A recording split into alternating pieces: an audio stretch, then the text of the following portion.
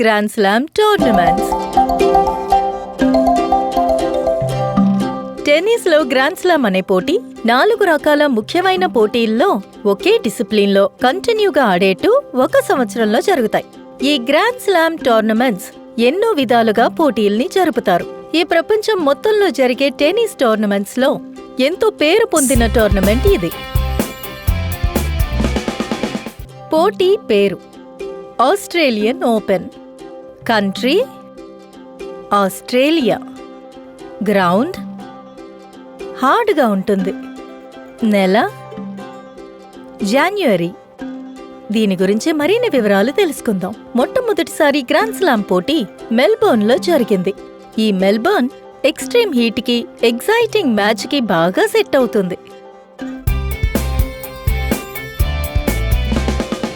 పోటీ పేరు French Open. Country France. Ground clay. నెల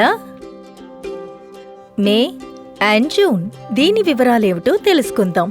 రోలాండ్ గ్యారస్ అనే చోటే ప్యారిస్లో ఈ పోటీని ఆడతారు. అక్కడుండే ఎర్ర మైదానాలు ఎంతో పేరు పొందినవి. గ్రాండ్ స్లామ్ గేమ్ మాత్రం క్లేలో ఆడతారు. పోటీ పేరు వింబిల్డన్. Country United Kingdom.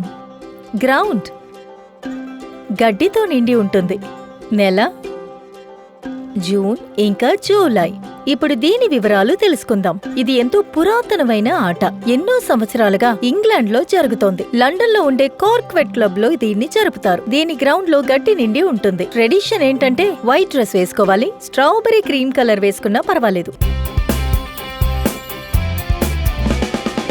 పోటీ పేరు యుఎస్ ఓపెన్.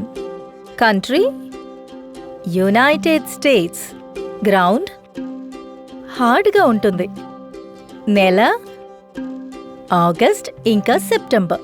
దీని డిస్క్రిప్షన్ తెలుసుకుందాం. ఈ పోటీ ఫ్లషింగ్ మెడోస్లో జరుగుతుంది, న్యూయార్క్లో. ఎనర్జెటిక్ అట్మాస్ఫియర్, ప్యాషనేట్ క్రౌడ్ ఇక్కడికి వస్తారు.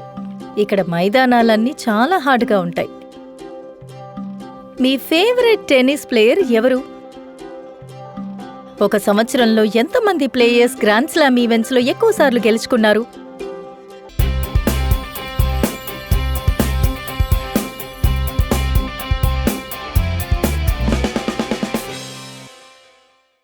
ఫ్రెండ్స్, ఈ వీడియో మీకు నచ్చిందని భావిస్తున్నాను. మీకు నచ్చిందంటే లైక్, షేర్, కామెంట్ చేసి మరియు మా ఛానల్ ని సబ్స్క్రైబ్ చేయండి.